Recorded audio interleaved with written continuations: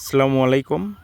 তো আজকের ভিডিওতে আমি জানাবো নর্থ ম্যাসেডোনিয়ার ওয়ার্ক পারমিট 2026-এর সম্পূর্ণ প্রসেস, কিভাবে ওয়ার্ক পারমিট হবে, কোন কোন কাগজ লাগবে এবং এম্বাসিতে কিভাবে জমা করবেন, ভিসা পাওয়ার পর কি করতে হবে। তো সব কিছু আমি আজকের এই ভিডিওতে আলোচনা করব এবং ওয়ার্ক পারমিট থেকে এম্বাসি পর্যন্ত সম্পূর্ণ প্রসেস নিয়ে আমি আজকে কথা বলবো। তো নর্থ ম্যাসেডোনিয়ায় আপনি কাজ করতে চাইলে প্রথমে কিন্তু আপনাকে একটা বৈধ কোম্পানির কাছ থেকে কিন্তু আপনার একটা জব লেটার বা অফার লেটার কিন্তু নিতে হবে এবং জব লেটার বা অফার লেটার ছাড়া কিন্তু আপনি ওয়ার্ক পারমিটের জন্য আবেদন করতে পারবেন না। তাই কোনো এজেন্সিকে টাকা দেওয়ার আগে অবশ্যই আপনি কোম্পানির যে জব লেটার বা যে জব লেটার আছে বা অফার লেটার, এটা কিন্তু আপনাকে নিতে হবে। আর বর্তমানে কিন্তু নর্থ ম্যাসেডোনিয়ার বর্তমান নিয়ম অনুযায়ী কিন্তু আপনার অফার লেটার ছাড়া কিন্তু কোম্পানি আপনার কিন্তু ওয়ার্ক পারমিটের জন্য আবেদন করতে পারবে না। তো তাই আপনি যখন কোনো একটা এজেন্সিকে জমা করবেন, তো সর্বপ্রথম আপনার যে জব লেটার বা অফার লেটার আগে কিন্তু আপনার সর্বপ্রথম এটা নিতে হবে। এর আগে আপনারা তার সাথে কোনো আর্থিক লেনদেন বা চুক্তিতে যাবেন না, কারণ নর্থ ম্যাসেডোনিয়ার নিয়ম অনুযায়ী আপনার কোম্পানির অফার লেটার ছাড়া কিন্তু আপনার ওয়ার্ক পারমিটের জন্য আবেদন করা যায় না। তখন যখন একটা কোম্পানি যখন আপনার জন্য অফার লেটার বা জব লেটার রেডি করার পরে যখন মিনিস্ট্রিতে যখন আপনার ওয়ার্ক পারমিটের জন্য আবেদন করবে, আপনার পারমিট আসার পরে কিন্তু আপনার টেম্পোরারি রেসিডেন্ট কার্ড বা যে অ্যাপ্রুভাল, আমরা যেটাকে অ্যাপ্রুভাল বলি, এই অ্যাপ্রুভালের জন্য কিন্তু আপনার আবেদন করা লাগে।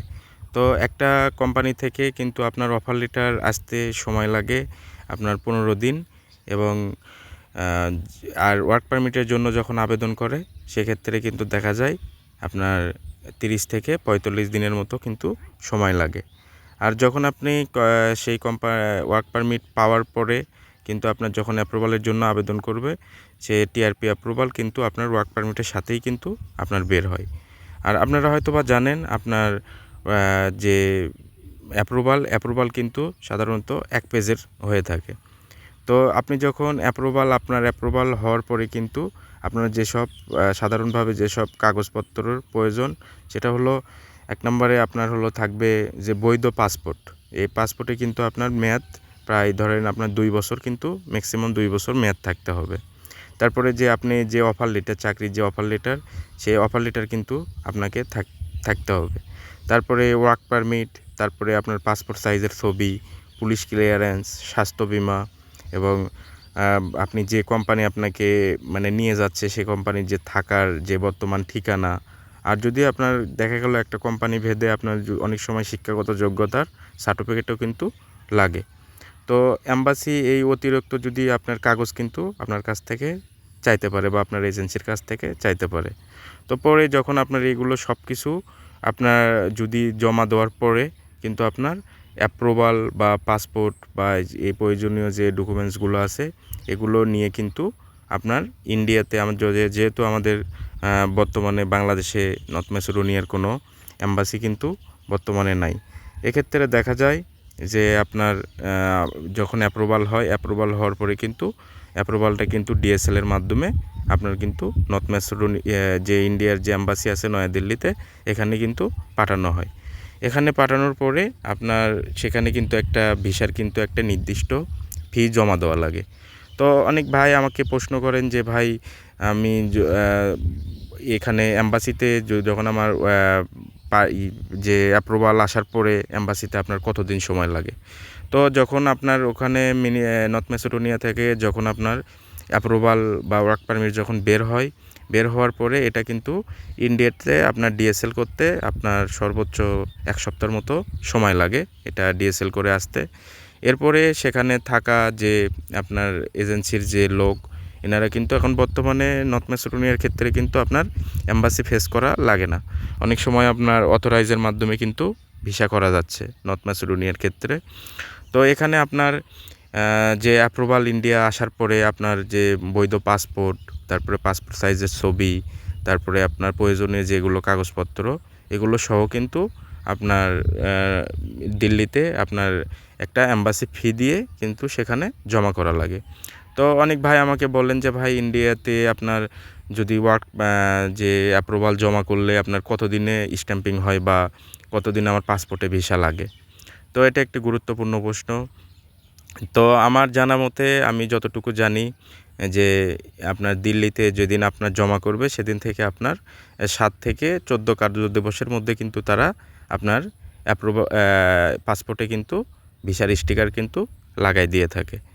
তো অনেক এজেন্সি আছে আপনাকে হয়তো বা বলতেছে যে তোমারটা জমা করা হয়েছে, এখানে 2 মাস 1 মাস সময় লাগবে।